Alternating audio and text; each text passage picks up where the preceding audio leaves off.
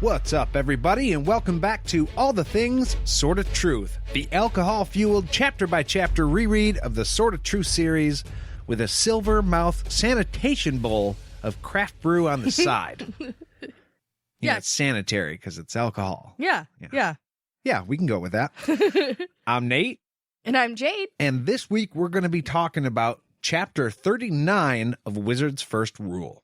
And before we get into that, we just wanted to let you guys know, if you haven't seen it on the Facebook, we are going to be going live just on Facebook later this week on Friday evening. The time will be specifically stated on the Facebook page. We would love to see you guys there. Yeah, we've been having a lot of fun going live lately. In fact, I think it was Al Meyer just the other day be like, "Where's my extra episode, dude?" It is coming. Yeah. We just wanted to get some things in line and decide exactly how we want to do that one and do things rolling out forward. We're going to talk about that with you guys on Friday. So be there, and we will be too. So in this chapter, our heroes finally make it to Tamarang. Tamarang. See, you put the emphasis on the second half, and I put it on the first half. I say Tamarang. Because it makes Tamarang. Yeah, Tamarang. It's in the South. Yeah, I like it. They have the pleasure of meeting Queen Melina and Princess Violet. Yes. Yeah, the pleasure. So, as they make their way towards the city, there's people fucking everywhere. These are more of the refugees. Apparently, these are all people coming from lands around Tama-Rang or Tama-Rang, depending on how you prefer to say it, who got kicked out of their lands because of Dark and Raw. Yeah, it makes it a little bit more clear that it's not just Horner's Mill people. Right. It's people everywhere. But, I mean, definitely those people are mixed in there, I'm sure. I should clarify, kicked out by Dark and Raw, but believing it was kicked out by Westlanders. Yeah, in the guise of Westlanders. Right. All these people are bitching about Westlanders while singing the praises of Father Rawl. Well, he's just such a good dude. Yeah. I mean, fucking saint, man. He should be. But these people are making like this makeshift city. They're selling stuff to each other. There's booze flowing in the streets, which is the way I like things. So it's like Burning Man then. Yeah. People are selling their wares. They're trying to convince you that like these leeches are going to help you, or I can read your fortune.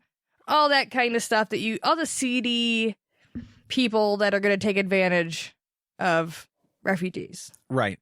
Obviously a shitty situation, but these people understand what those people probably are looking for like help, relief. Right. And they will sell them anything. Despite the bad situation, everybody's kind of in like a happy mood. Things aren't super low energy here. Like everybody's kind of making the best out of a shitty situation. Everybody's hustling. Yeah. Yeah. So as they approach the city, right, people are moving out of the way of Kahlan. And they move out of the way faster for her than they do for the soldiers. Yeah, because there's soldiers like patrolling around everywhere. And if you don't move out of their way, they kick you. And so people are moving out of the way for the soldiers. But when they see Kahlan like coming from afar, they like move. Steer way clear. Yeah. Well, to be touched by her is way worse than getting kicked. So. Yeah. And people are like bowing, and she's not acknowledging any of these people when they're making a fuss. She's walking with her head held high, and she's not wearing a cloak. She's not wearing her pack. She's very like, I'm the motherfucking mother confessor, bitch. Right. All of her extra shit is being carried by the people with her, Richard and Zedd. But the point of that was to show off the dress, so she could be instantly recognizable as the mother confessor. Yeah. The dress and her hair, she's just flowing. So once they get to the gates, Kahlan just expects the guards to move, but they don't. They're like, hey, nobody's allowed inside. These are orders of the queen. And Zedd is like, oh, so you were just told to not let the mother confessor in? Because that would be stupid. And they're like, well, I mean, but we probably And in their hesitation, he just screams at him. He's just like, open it right now. Oh, fuck. Yeah. Okay. My bad. They grab the door. I loved Zedd taking control of the situation. It's funny for us, but that must be terrifying for them. Yeah. I was actually listening to this on like a Bluetooth speaker in our backyard, and when Zedd yelled that out, it yelled across our backyard, and the boys and Nate and everybody turned around and were like, oh my gosh. Chuchovis delivered on that line. Nailed it. And then it makes this weird reference to Richard looking at Kahlan being all powerful and in charge in that tight white dress. And he starts sweating looking at her. And Jade and I were both like, not the right time, bud. Yeah. Like, it's Horny Terry just being like, hey guys, don't forget. Her ass looked great while all this is going on. Like, boom. Yeah. She's just making that dress work, man. Inside the city walls, things are more orderly than outside. Everything is a little bit higher class, basically. You got people in finer clothes, their hair is cut a little bit longer on the women, and they don't move out of the way quite as quick. They're a little like, okay. You know what I mean? They're doing it for different reasons, I feel like. The people outside are fucking terrified of Kahlan and her power and everything it represents. The people inside aren't quite as scared, but they're doing it to save face because you still get out of the way. But yeah, they're like begrudgingly giving her quote unquote respect. Yeah, it's annoyance, not fear. Right. You're interrupting my fucking day. Yeah. And they did notice Richard's sword more. On the outside of the wall, the people really didn't even flinch at Richard with his sword out. But inside, they seemed to be like, oh, that's impressive. Well, I think outside, it's rougher. It's poor. People die every day. There's soldiers already walking around with, swords and weapons. And the people out there are probably used to that thing. The people inside are like nobles. Yeah, so like having the sword out is more like, ah. Yeah, right. How dare you treat us like you need to have the sword out? Look at this ruffian with a weapon in our midst. Yeah, okay. Polished or not, still, it's not proper to wield a weapon in front of a lady. How dare you, good sir? Now, this is the first time that Richard gives a name to the face that Kahlan puts on when she's like taking herself out of a situation, kind of. Yeah. He calls it the confessor face for the first time when she goes all like emotionless. Yeah. No emotion. You can't read her. It's her poker face. Yeah. But I think this is because people are making Kahlan feel bad. So she puts the confessor's face on to not let out the fact that she's upset. Well, I think that, and it's probably a little bit more scary than like smiling at everyone. Yeah, that's true. Be walking, hey guys, how's it going? Just gonna check out your prison real quick. Morning! How's it? All right. Enjoy your coffee. I'm gonna go over here. They get to the castle, and it's bigger than anything Richard's seen before. Shota's palace, I think they call it, was impressive, but this is bigger. And Richard's like, whoa! Yeah, he says his whole house could fit on the landing just inside. Yeah. It's that fucking big.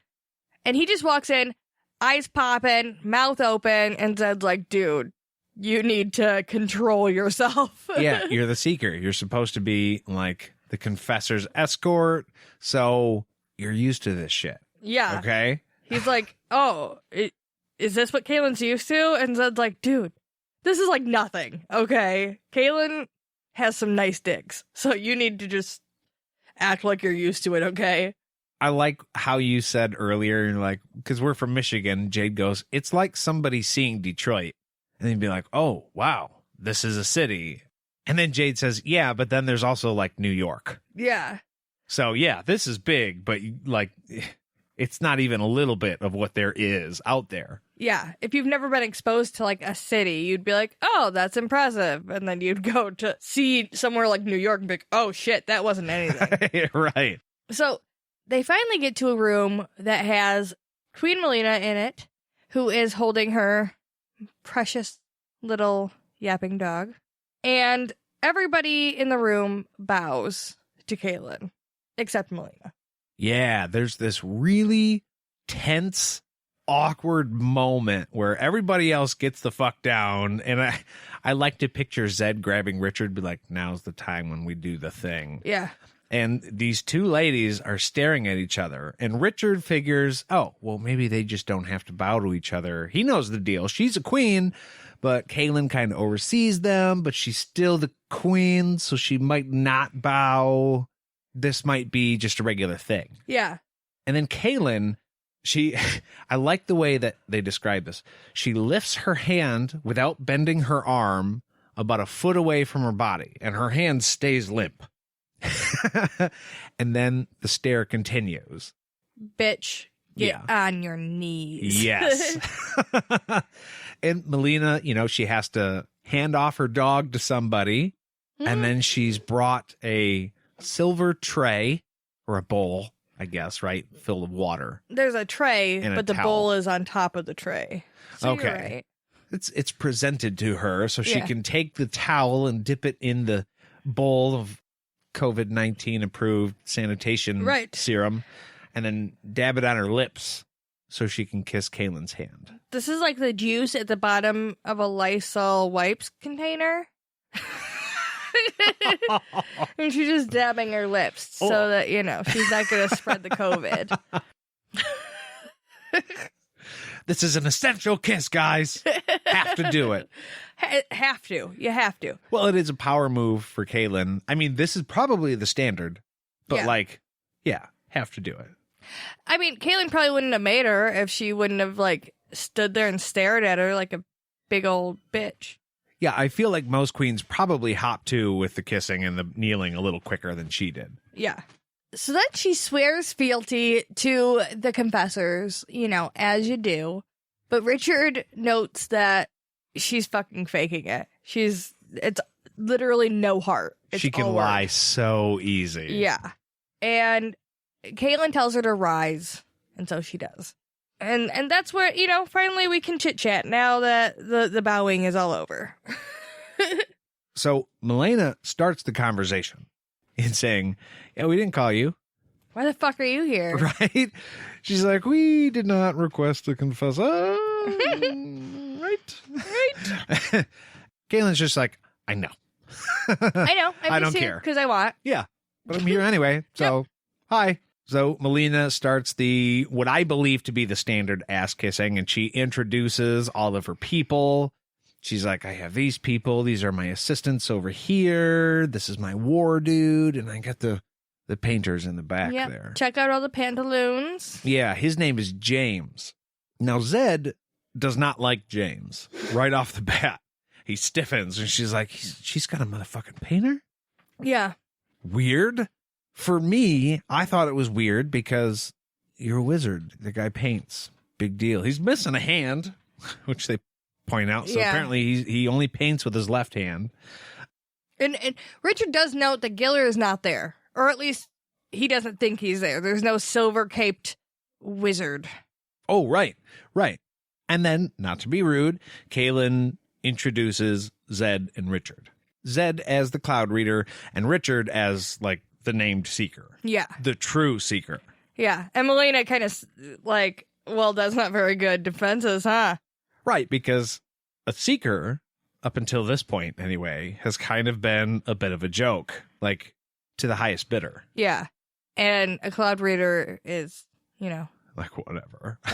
he reads clouds. All right, go on. Yeah. At this point, Violent comes down the stairs. And she makes a little comment about cutting Kahlan's hair like a little tiny bitch. And Richard freaks out. A lot. Yeah. She mentions cutting Kahlan's hair. But to Richard, it's like, you mentioned cutting Kahlan. So the sword comes out, points it right at her face, and he goes, "You better watch your tongue."